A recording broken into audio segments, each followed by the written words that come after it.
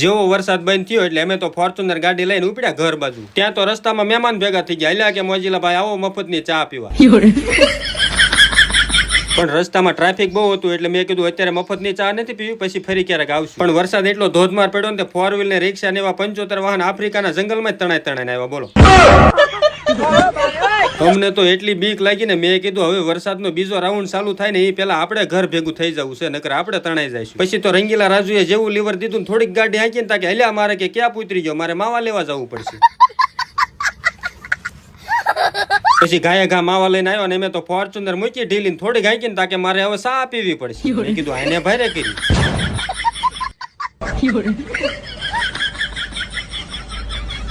પછી અમે 20 કપ ચા પીને પાછી ફોર્ચ્યુનર ચકાવી. પછી મેં કીધું હવે ક્યાંય ગાડી ન ઉભી રાખતો. મને કે મારે ક્યાં ઉતરશે એટલે ગાડી ઉભી રહેશે જ.